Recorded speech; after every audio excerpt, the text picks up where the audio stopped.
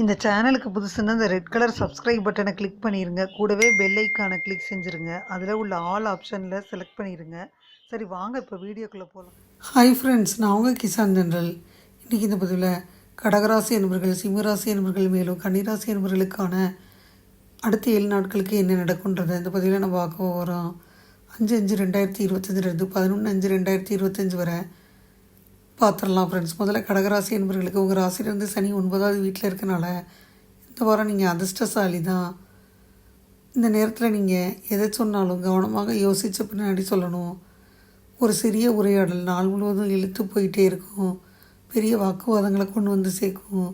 இது உங்களுக்கு தேவையற்ற மன அழுத்தத்தை ஏற்படுத்தும். இந்த வாரம் ராகு உங்கள் சந்திரன் ராசியிலேருந்து 9வது வீட்டில் சஞ்சரிக்கிறாங்க. பணியிடத்தில் உங்கள் அலட்சியம் இருக்கும். உங்கள் தொழிலில் இருந்தாலும் சரி, உங்கள் நிதி இழப்பை ஏற்படுத்தும். அவசரமாக எதையும் செய்வதை தவிர்த்துருங்க. ஒவ்வொரு பணியையும் முறையாக செய்யணும். மோசமான அல்லது தொந்தரவான சூழ்நிலை காரணமாக இந்த வாரம் நீங்கள் கொஞ்சம் மனச்சோர்வோடு இருப்பீங்க. இந்த சூழ்நிலையில் இந்த நேரத்தில் நீங்கள் எடுக்கும் எந்த ஒரு தவறான நடவடிக்கையும் குடும்ப சூழலை மேலும் மன அழுத்தத்திற்கு ஆளாக்கும். உங்கள் தரப்பிலிருந்து எந்த தவறும் செய்யாமல் இருந்துக்கிறங்க. இந்த வாரம் உயர் அதிகாரிகளுடன் நேரடியாக பேசணும். உங்கள் எல்லா கேள்விகளுக்கும் பதில்களை கண்டறியணும்.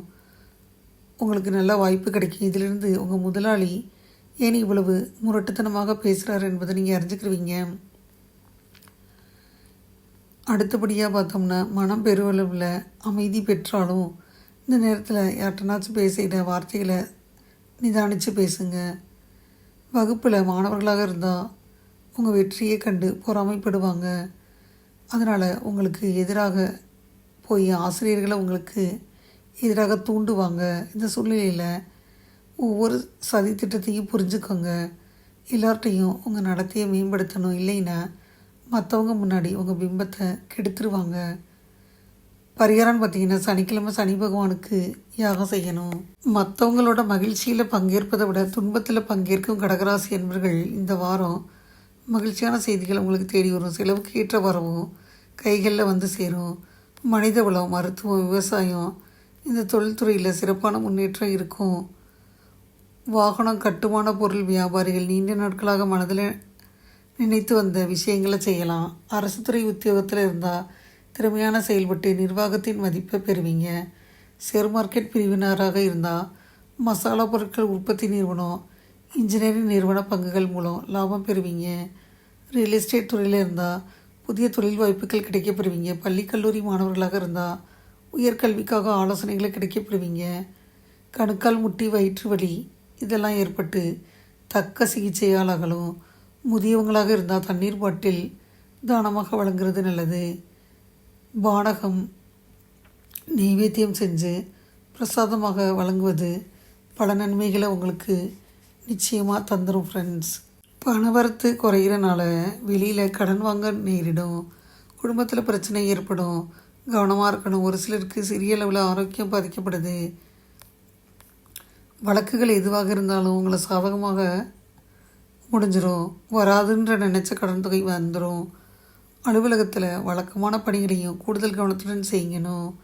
சிறு தவறுகள் ஏற்பட்டாலும் அதனால் நிர்வாகத்தின் கண்டனத்துக்கு உள்ளாவீங்க. சக பணியாளர்களை அனுசரித்து போகணும். வியாபாரத்தில் விற்பனையும் லாபமும் சுமாராக தான் இருக்கும். பங்குதாரர்கள்ட்ட எதிர்பார்க்கும் உதவிகள் தாமதமாக கிடைக்கும். பாக்கிகள் வசூலாவது தாமதமாகும். குடும்பத்தை நிர்வகிக்கும் பெண்களுக்கு சற்று அமைதி குறைவான வாரம்.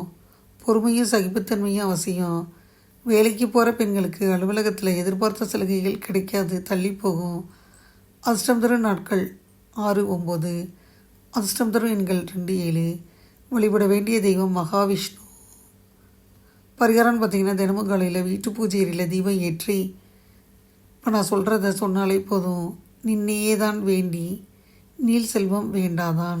அடுத்தபடியாக சிம்மராசி என்பவர்களை எடுத்துக்கிட்டோம்னா, உங்கள் ராசியிலேருந்து சனி 8வது வீட்டில் இருக்கனால எவ்வளோ அதிகமாக மறைக்கிறீங்களோ அவ்வளோ அதிகமாக உணர்ச்சி ரீதியாக உணர்திறன் உடையவங்களாக இருப்பீங்க. நீங்கள் சூழ்நிலையை தவிர்ப்பது நல்லது. இல்லைன்னா அது உங்களுக்கு பாதகத்தை ஏற்படுத்தும். எல்லாத்தையும் ஓப்பனாக பேசுங்க. கிரகங்களின் நிலையை பொறுத்தவரை இந்த வாரம் உங்கள் ராசிக்காரங்களுக்கு நிதி ரீதியாக சராசரியை விட சிறந்த பலன்களை கொண்டு வருது. இது தவிர சமூகத்தில் உங்கள் நிலையை வலுப்படுத்தும், உங்கள் செல்வத்தை அதிகரிக்கும். இந்த நேரத்தில் பல அற்புதமான வாய்ப்புகளை பெற வாய்ப்பு இருக்குது. எல்லாத்துக்கும் அவருடைய பிரச்சனைகள் எப்போதும் பெருசு தான். இந்த வாரம் உங்கள் பிரச்சனை உங்களுக்கு மிகப்பெரியதாக இருக்கும். உங்களை சுற்றி உள்ளவங்க உங்கள் வழியை புரிஞ்சு கொள்ள மாட்டாங்க. அந்த சூழ்நிலையில் அவங்கள்ட்ட அதிகமாக எதிர்பார்க்க வேணாம், தீங்கை கொண்டு வந்து சேர்க்கும். இந்த வாரம் மற்றவங்கள்ட்ட அதிகமாக எதிர்பார்ப்பதை தவிருங்க. இந்த வாரம் உங்கள் வேலையை தவிர உங்கள் மனம் உங்கள் வசதிகளையும் ஆடம்பரங்களையும் நிறைவேற்றும், அதிக கவனம் செலுத்தும். இந்த சூழ்நிலையில் உங்கள் மனத இலக்குகளை மட்டுமே செலுத்தணும். உணர்ச்சி பூர்வமான விஷயங்களை தவிர்த்துருங்க, இல்லைன்னா அது உங்களுக்கு சிக்கலை உருவாக்கும். உங்கள் வாராந்திர ஜாதகப்படி உங்கள் காலகட்டத்தில் மாணவர்கள் தங்கள் வாழ்க்கையில் பல சூழ்நிலையில் நேர்மறையாக மாற்றங்களை பார்ப்பீங்க. நீங்கள் ஒரு போட்டித் தேர்வுக்கு தயாராகி வந்தீங்கன்னா அதற்கு சிறந்த நேரமாக இருக்கும். இந்த நேரத்தில் உங்கள் ராசிக்கு பல கிரகங்களின் ஆசீர்வாதம் இருக்கும். அதனால் உங்களுக்கு நல்ல வெற்றி தான். நீங்கள் தினமும் ஆதித்ய கிருதயத்தை பாராயணம் செய்யணும் ஃப்ரெண்ட்ஸ். சிம்ம ராசி அன்பர்களுக்கு இன்னொரு பிரச்சனையும் இருக்குது. இந்த காலகட்டத்தில் எது நடந்தாலும் 2ல் 1 பார்த்துருவோன்ற பிரச்சனை இருக்குது. தன்னம்பிக்கை நிறைய இருக்குது. இந்த வாரம் மனதில் உறுதி கொண்ட மனிதர்களாக மாறுவீங்க.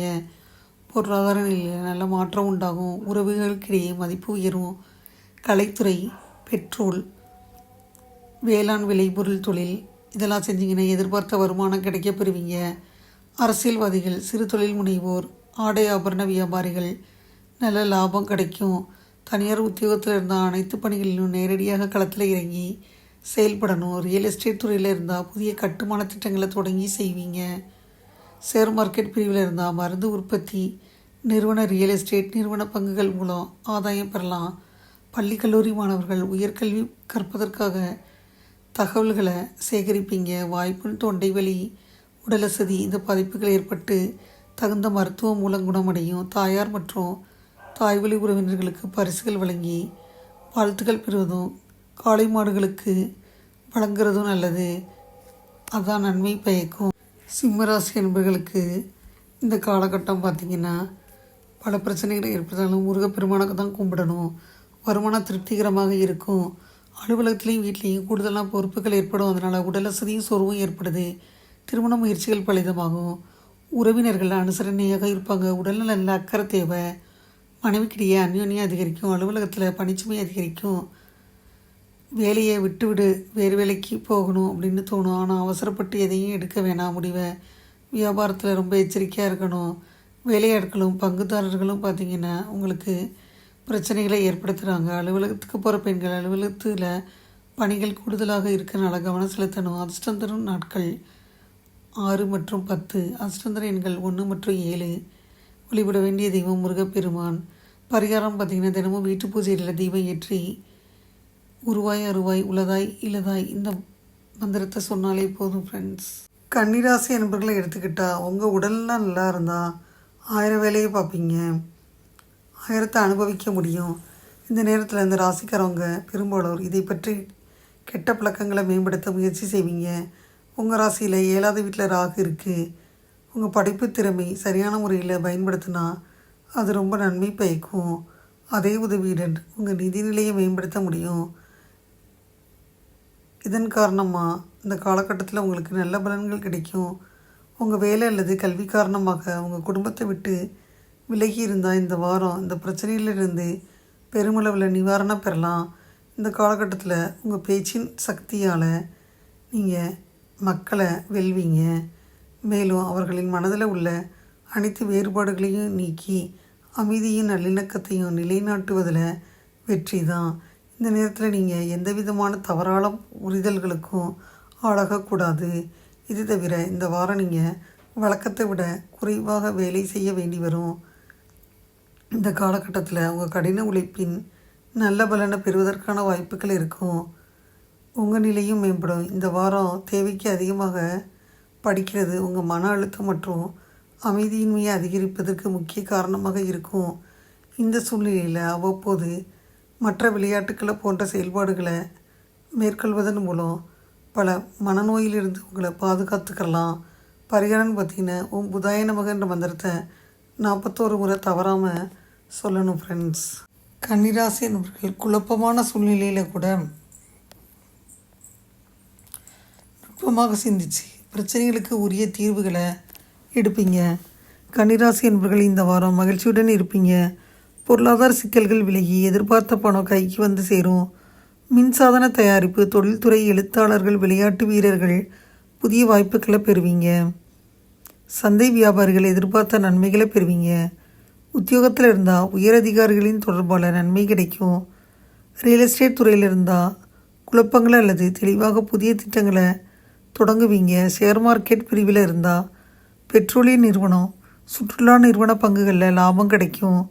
பள்ளி கல்லூரி மாணவர்களாக இருந்தால் விளையாட்டுக்களில் திறமைகளை வெளிப்படுத்தி கல்வி நிறுவனங்களுக்கு புகழ் சேர்ப்பீங்க. கால்வலி, வயிற்று பிரச்சனை ஏற்பட்டு தக்க மருத்துவ சிகிச்சை அதனால் நீங்கும்.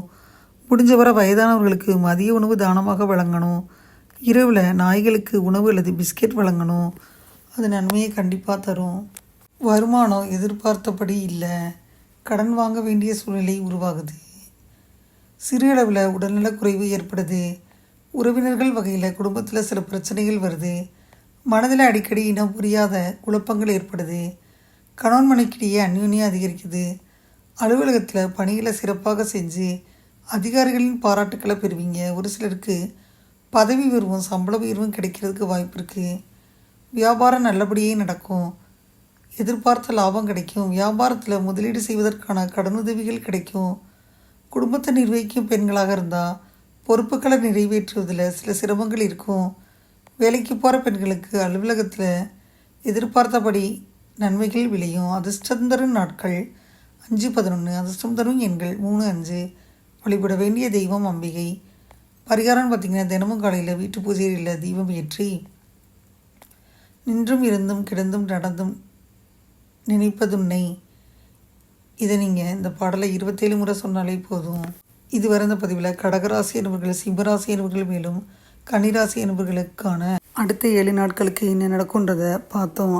5/5/2025 11/5/2025 வரை பார்த்தோம். இந்த பதிவு நிச்சயமாக யூஸ்ஃபுல்லாக இருக்கும்னு நினைக்கிறேன். இந்த பதிவு உங்களுக்கு பிடிச்சிருந்தா லைக் பண்ணுங்கள்.